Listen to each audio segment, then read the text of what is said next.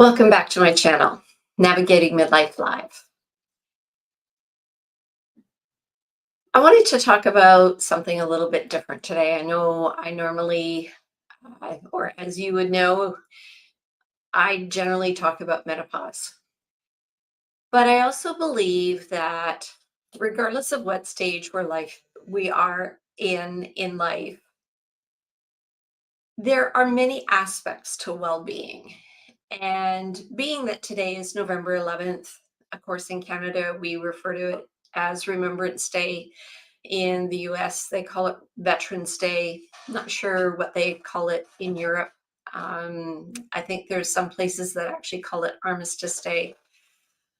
But I wanted to take a moment to reflect on partially that it is Remembrance Day, and I'll get to that in a second, but also take a moment to talk about gratitude and how often do we ever stop to be grateful, not just to in the moment go, oh, I'm so grateful for this, but to actually make it part of our everyday sort of living. I know people who keep gratitude journals. Not something that I do. I keep a general journal where I will write my thoughts in. But there's people who actually, at the end of every day, they have a gratitude journal and they write down, a few things that they're grateful for. And as I say, I believe that it is an important part of our overall well-being. So first, I want to talk about Remembrance Day, and uh, there's so many things have changed, and of course, people have different attitudes on history and all those types of things, and that's fine. I think that they're fine to talk about, but I don't personally. I believe that the men and women who served in the wars, World War I, World War II, of course, Canada had less of a presence in other wars, but we had a very big presence in World War I and World War II, and there were a lot of men and women who served. And I look at that as a very selfless act. And whether those wars were right or wrong, thinking about, a young man or a young woman, or, I forget the exact ages that people had to be when they were actually eligible to serve. But thinking about that, their belief was that they were going to fight for freedoms. They were going to fight for things that were right, fight for better lives. And when I think about that as a person, giving up my time, my life to go into something that you don't even know if you're going to come home, or if you do come home, what will your health be like? Will you potentially sustain an injury that could disable you?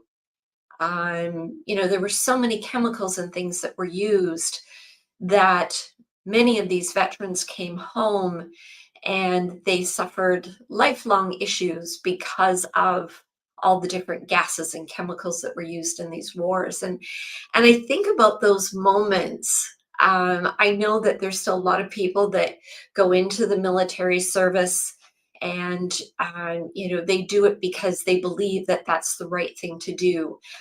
I know some people who go into the military service because they feel that their life needs more structure, more direction, because they're maybe feeling a bit lost in life. So there's many reasons why people go into it. But just to know, especially back then, that you were specifically going to war and you did not know how you were going to come home, or if you were going to come home. I think about the women who stayed at home to look after the families or work in industries to support the war, as far as like arms factories and munition factories, those types of things. And all the women that supported all of the various different roles, from nursing to clerical roles, so all those types of things. was a big commitment. And I sometimes wonder, do we stop to think about the commitment that they made? I truly believe the things that they did has allowed me to live a better life. And that's just my belief. I'm just giving my perspective. I remember when I was a young girl, I was a brownie, and then I moved on, of course, to a girl guide. And just because of there was always sort of this connection with the services. So as a brownie and as a guide, I would attend Remembrance Day services. As sometimes some of us were chosen to actually go to the cenotaph and lay a wreath, and or just be there to be in presence of somebody in our troop that was actually laying a wreath. And it was always something to me that um, was really I don't know. I just I thought it was special to be chosen to go there. And I also thought it was special to attend and I guess, sort of remember. And of course, back then I lived in Manitoba, and sometimes November 11th could be a really cold day. And we were standing there, in our little skirts and everything. Um, so, I remember that as well, too. But it's still something that I do stop and I remember. I remember those people even though I didn't know any of them.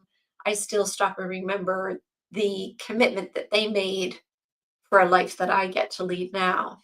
And I guess we can look at the world and think about the world as, um, I don't know, we can look at the world and think about all of the negative things that are going on in the world.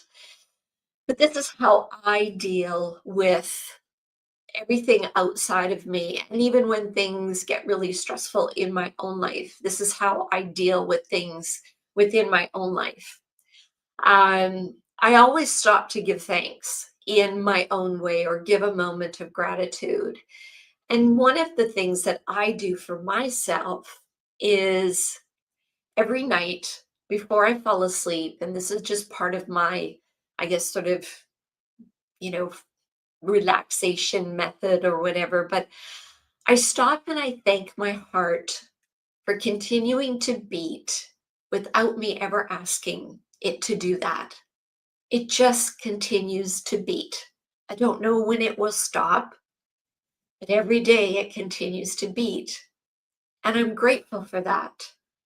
I'm grateful that I get to wake up and have another day that I can help another client um, experience life. I always stop and say thank you for another day. But I really think it's so special. And one of the reasons I always thank my heart is because I have major cardiovascular disease and heart disease on both sides of my family, both on my dad's side and my mom's side. So that's why I always stop and I thank my heart for continuing to beat every day. I also thank my body for supporting me when I have a really good workout. I'm really grateful that I have a body that allows me to go and lift weights, a body that allows me to go for a run when I feel like it, or go for a nice long walk, or whatever it is, go kayaking, hiking, skiing, snowshoeing, all those things. And I stop and I say, thank you, body. Thank you for supporting me in the activity that I did today. And that to me is really special because if you've been watching my channel for any length of time, you would know that, 12 years ago, yeah, 12 years ago, I was in extreme pain 24/7. And I didn't ever know if I would be out of pain. So the fact that I can live every day and do the activities that I love, even activities like going to the farmer's market or, cooking in my kitchen, I'm really grateful for all of those things. And I do stop and take a moment to be thankful for that. When I go to the farmer's market and I prepare the beautiful food that I've bought and that I've purchased, Um, I do take a moment to thank the farmers who brought it to market, the farmers who took the time to plant the seeds and to tend to the animals, that, has brought me the food that I'm enjoying, the beautiful eggs that I get to eat for breakfast. There's a lot of work, and I know that because I grew up on the farm. I know how much work goes into being a farmer and tending to all of those things. Their jobs never stop, even in the winter. There's many, many things that they're doing. And before I eat the food, I take a moment and I look at it and I go, I'm so grateful for this food that I have the ability to eat. And I do stop and you know, right or wrong, my parents, I'm grateful for the life that they gave me. Uh, we by all means were not rich, and it's so funny that we have access to so many foods. And one day I was saying to my mom, why didn't we eat more citrus fruit in the winter? I remember that we would get the mandarin oranges at Christmas time, and we sometimes dad felt that we could actually have two boxes instead of one box, and so we would just enjoy them as long as we could, but we didn't eat a lot of citrus fruit beyond that. And my mom said to me, we couldn't afford it. We couldn't afford it on a regular basis. So we'd save our money so that we could have the mandarin oranges at Christmas and enjoy them with the friends and family that would visit us. And it's interesting because my parents never said to me, oh, we can't afford this. We have to wait till Christmas. It was just something that they made it special so that we just had it at Christmas time. And we didn't have an expectation to have it at any other time of the year. I do take an opportunity to thank my friends, um, uh, you know, for those moments that sometimes when I need somebody to talk to because the world has just become too heavy for me. Whether it's challenges that I'm facing in my business or whether it's just day to day life. And when they give me that time to listen, I'm grateful for that. I appreciate the time that they give me. And I do appreciate that they listen to what I'm going through. And sometimes they offer guidance, but sometimes they know that it's just a matter that I need to talk it out to sort of get it out of my head and put it into perspective and move forward. Sometimes when we're on our own and we're holding things internally, these things can become very complicated and sometimes very difficult to, I guess, sort of work through on our own. Um, but the other thing that I also try to remember, and I don't always in those stressful moments, is this too shall pass. Generally, when we're going through challenging times, they don't last forever. They don't stick around forever. They come and they go. And I'm a firm believer that good and bad are definitely something that we need to have in our life. We need to have good times and bad times. Um, I guess the bad times remind us how the good times are that special. And if we always had good times, would we just take them for granted? And uh, you know, and really not appreciate them as much as we should. And it can be really hard in the moments that when we're struggling, when we're having a bad day, when things are really challenging, it can be hard in those moments to sit back and go, is there something that I need to do to learn from this situation? um, what can I learn, or how can I do something differently in the future that would maybe alleviate this situation or make this situation a little bit easier next time round? So those are the things that I do for myself to pay gratitude, to be thankful for the life that I have, even like I say, in those really challenging times. But I also like to take a moment to really think about the people before me and the sacrifices that they gave, right or wrong, in all of our beliefs that we have today.